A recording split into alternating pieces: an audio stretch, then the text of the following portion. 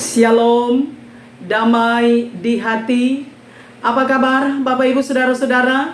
Puji Tuhan, berjumpa lagi dengan saya, Pendeta Tirsa Taira sebagai Ketua Badan Pekerja Majelis Jemaat Gemim El Roi Malalayang, wilayah Manado Malalayang, yang akan membagikan kebenaran firman Tuhan dalam kitab Yohanes pasalnya yang ke-19, ayatnya yang ke-38 sampai 42, dalam tema berani bertindak bagi Yesus. Khotbah ini adalah khotbah Jumat Agung. Saya berharap dan berdoa dimanapun Bapak Ibu Saudara-saudara berada, kiranya tetap mengalami kasih dan kebaikan Tuhan, sehingga ada dalam keadaan sehat, kuat, tetap semangat, bersukacita dan senantiasa bersyukur kepada Tuhan. Sebelum kita membaca dan merenungkan kebenaran firman Tuhan, mari berdoa. Ya Tuhan Yesus, Engkau adalah juru selamat kami. Engkau yang datang menjumpai kami dalam keberdosaan kami. Engkau rela menderita bagi kami. Engkau rela disalibkan dan mati untuk kami. Saat ini Bapa, bersama-sama kami akan belajar firman Tuhan dalam penghayatan hari Jumat Agung. Maka diberkatilah kami, dan firman ini meneguhkan iman kami, supaya kami memiliki keberanian untuk bersaksi tentang Yesus Kristus, tentang kebenaran dimanapun kami berada. Karena itu kuasai kami dengan roh-Mu, dan Tuhan berikan hikmat kami memahami kehendak firman-Mu, untuk menjadi saksi-Mu dimanapun kami berada. Dalam nama Yesus kami berdoa. Amin. Bapak Ibu Saudara-saudara, mari kita membaca Yohanes pasalnya yang ke-19, ayatnya yang ke-38 sampai ayatnya yang ke-42. Dalam perikop Yesus dikuburkan. Sesudah itu Yusuf dari Arimatea, ia murid Yesus, tetapi bersembunyi karena takut kepada orang-orang Yahudi. Meminta kepada Pilatus supaya ia diperbolehkan menurunkan mayat Yesus. Dan Pilatus meluluskan permintaannya itu. Lalu datanglah ia dan menurunkan mayat itu. Juga Nikodemus datang ke situ. Dialah yang mula-mula datang waktu malam kepada Yesus. Ia membawa campuran minyak mur dengan minyak gaharu, kira-kira 50 kati beratnya. Mereka mengambil mayat Yesus, mengapaninya dengan kain lenan, dan membubuhinya dengan rempah-rempah, menurut adat orang Yahudi bila menguburkan mayat. Dekat tempat di mana Yesus disalibkan ada suatu taman, dan dalam taman itu ada suatu kubur baru yang di dalamnya belum pernah dimakamkan seseorang. Karena hari itu hari persiapan orang Yahudi, sedang kubur itu tidak jauh letaknya, maka mereka meletakkan mayat Yesus ke situ. Demikianlah pembacaan firman Tuhan. Bapak Ibu Saudara-saudara yang kekasih di dalam Tuhan, ketika kita merayakan Jumat Agung, hari kematian Tuhan Yesus, maka kita bisa bayangkan bagaimana perasaan Yesus ketika dia disalibkan, ketika dia mati. Dia adalah Mesias, dia adalah Tuhan, dia adalah juru selamat. Dia tidak bersalah, tapi dia rela menanggung kesalahan. Bahkan dalam perjalanan menuju Golgota, dia harus memanggul salib, dia dicambuk, dia diludahi, dia dipukul. Begitu siksa dan begitu menderitanya Tuhan Yesus. Via Dolorosa ia jalani. Tapi dengan satu misi, satu tujuan, bahwa kita manusia yang dikasihinya memperoleh pengampunan, mendapatkan anugerah keselamatan, bahkan menerima kehidupan yang kekal. Sungguh luar biasa pengorbanan Tuhan Yesus Kristus. Jadi betapa menderita dan betapa sengsaranya perjalanan kehidupan Tuhan Yesus selama ada di dunia ini. Dan ketika Yesus berada di kayu salib, maka di sanalah puncak penderitaan Tuhan Yesus. Yesus dia mati. Dan kita melihat saudara, ada orang-orang yang begitu peduli dengan kematian Tuhan Yesus Kristus, sehingga di atas kayu salib mereka dengan rasa hormat, dengan rasa kasih sayang kepada Tuhan Yesus, sebagaimana bacaan kita, mereka bermaksud untuk menurunkan mayat Tuhan Yesus dari atas kayu salib. Karena itu dikatakan Yusuf dari Arimatea bersama juga dengan Nikodemus, mereka datang menghadap Pilatus sebagai wali negeri, sebagai gubernur Yudea Samaria pada waktu itu, pemerintah pada waktu itu, agar supaya bisa memberikan izin kepada mereka untuk dapat menurunkan Tuhan Yesus dari atas kayu salib dan memakamkan Yesus. Nah, dikatakan saudara bahwa di tempat itu ada sebuah taman, dan di dalam taman itu ada kubur yang kosong yang belum pernah dimakamkan seseorang. Dan Yusuf dari Arimatea bersama dengan Nikodemus, mereka memakamkan Yesus di taman itu, di kubur yang kosong itu.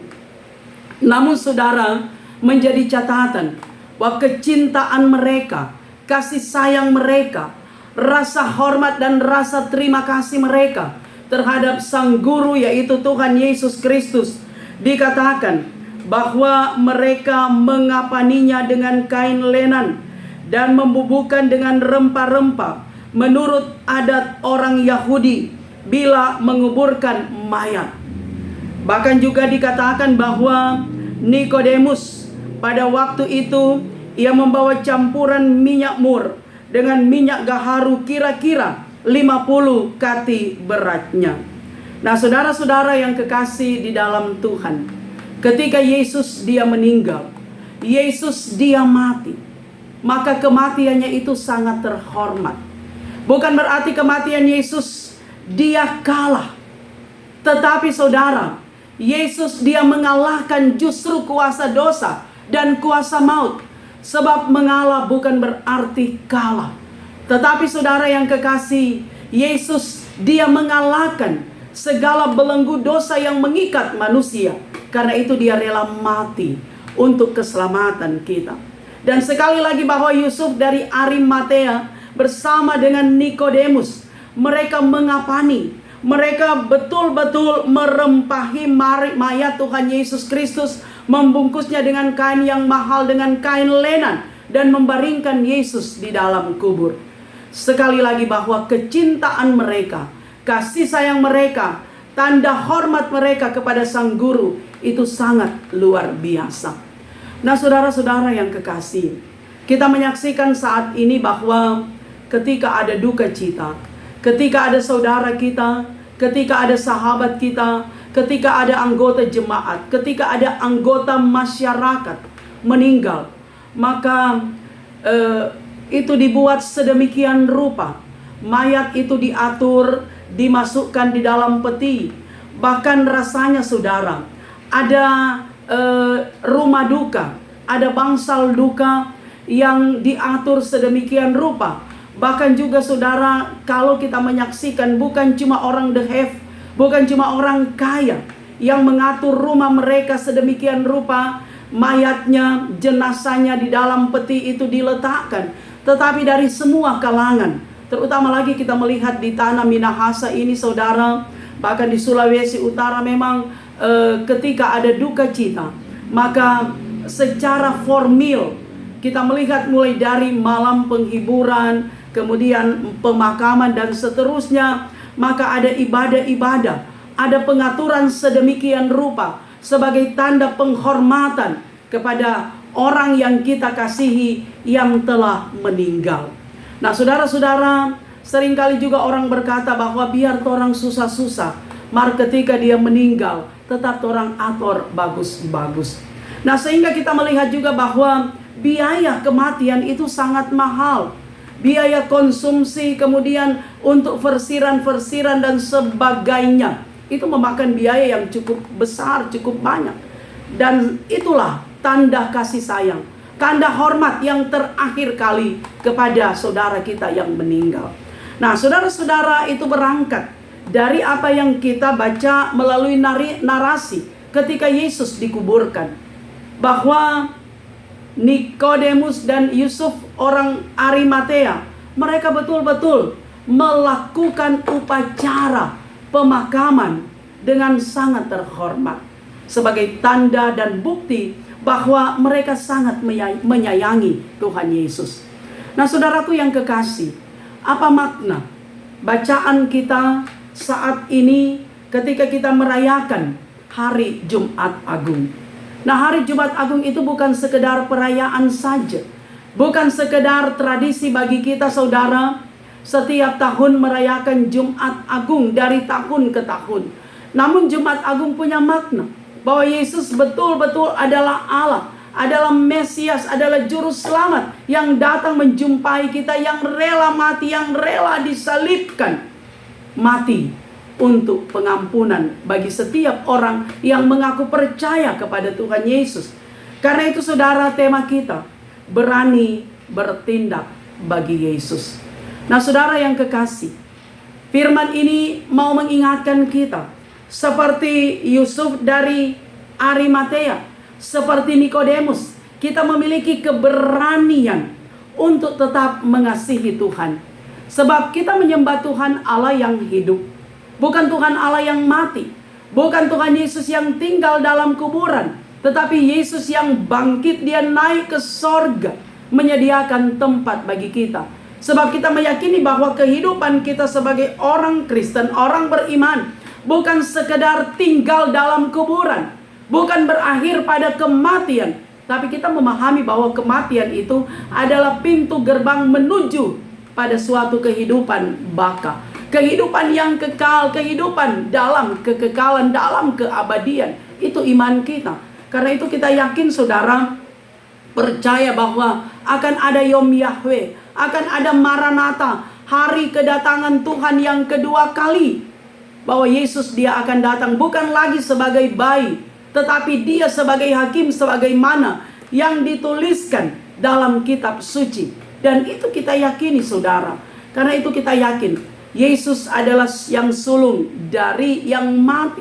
Bahwa kita percaya orang-orang yang mati di dalam Tuhan pasti akan dibangkitkan bersama dengan Tuhan Yesus. Nah, karena itu, saudara, berani bertindak bagi Yesus.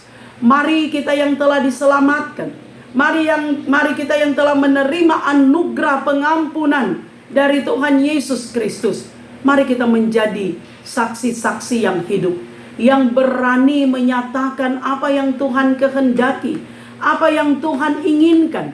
Dalam arti bahwa Jumat Agung ini, saudara, mau mengingatkan kita tentang pertobatan, metanoia, tentang bagaimana perubahan hidup yang terjadi dalam kehidupan pribadi maupun persekutuan kita. Artinya, saudara, kapan lagi kita mau meninggalkan dosa-dosa kita? Kapan, saudara, kita menjadi manusia yang baru? Kapan kita menjadi ciptaan yang baru, yang betul-betul mau menampakkan karakter Yesus? Jangan menunda waktu kehidupan, saudara. Jangan menunda kesempatan untuk bertobat. Tetapi melalui Jumat Agung, saudara, kita diingatkan, mari kita tanggalkan dosa kita. Mari orang tinggalkan semua akar pahit, semua hal-hal yang membuat kita jauh dari Tuhan Allah. Bahkan membuat kita menciptakan tembok-tembok pemisah dengan orang-orang yang ada di sekitar kita, termasuk juga orang-orang yang kita kasihi.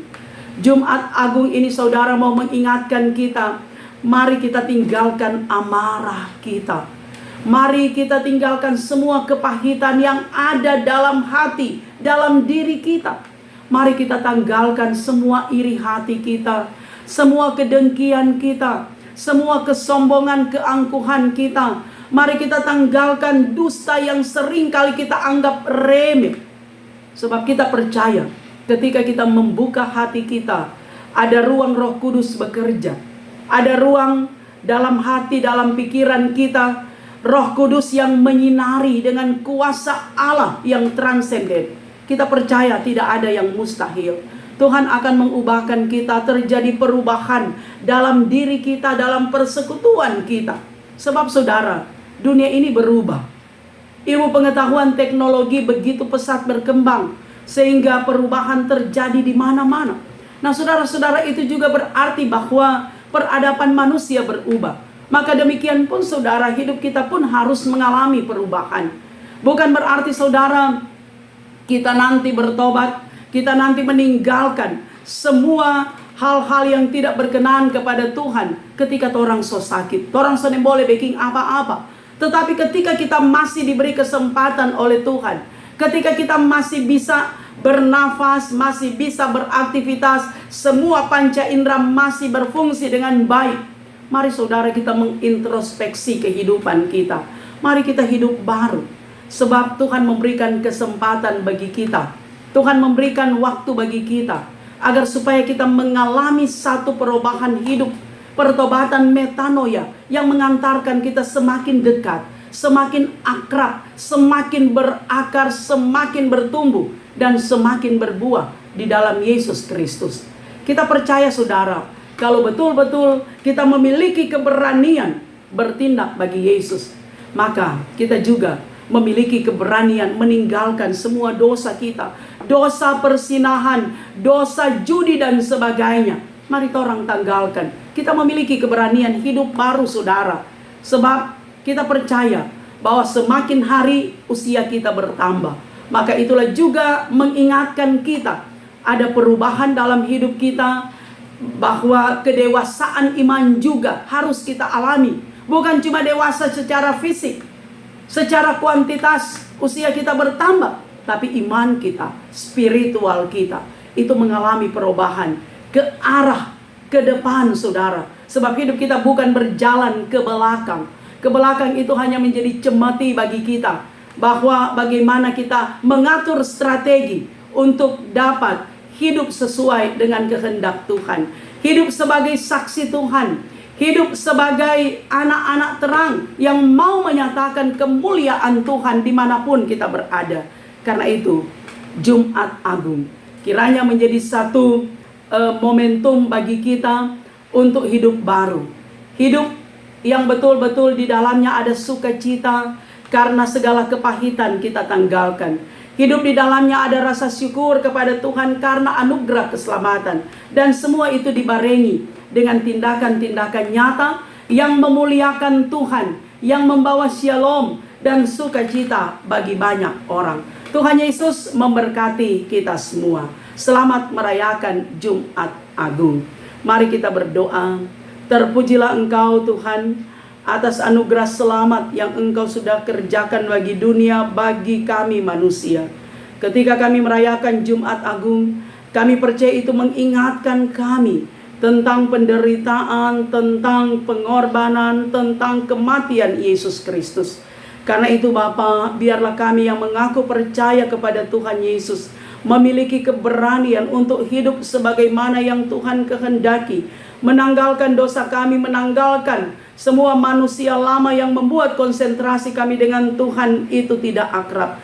Tapi lewat Jumat Agung ada pertobatan, ada perubahan dalam kehidupan kami, agar supaya Jumat Agung bukan sekedar tradisi atau kebiasaan setiap tahun, tapi Jumat Agung betul-betul akan senantiasa menjadi momentum bagi kami untuk dewasa dalam iman, sehingga hidup kami berakar, bertumbuh dan berbuah di dalam Yesus Kristus, dan Engkau Tuhan dimuliakan dalam hidup kami semua.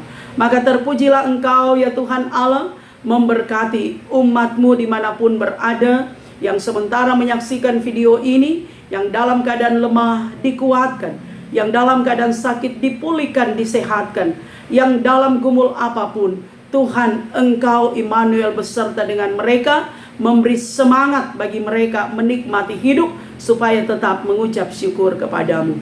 Inilah permohonan kami. Dalam nama Yesus kami berdoa. Amin. Demikianlah kebenaran firman Tuhan. Saya Pendeta Tirsa Tairas terus berharap kiranya Bapak Ibu Saudara-saudara akan mendukung YouTube channel Tirsa Tairas dengan cara nonton video, dengarkan kebenaran firman Tuhan, tekan tulisan subscribe, berikan jempol like, dan berikanlah komentar-komentar yang membangun. Dan jangan lupa bagikan video ini di media sosial yang Bapak Ibu Saudara miliki. Dan jangan lupa juga tekan tanda lonceng agar supaya ada notifikasi dari setiap update video saya. Tuhan memberkati.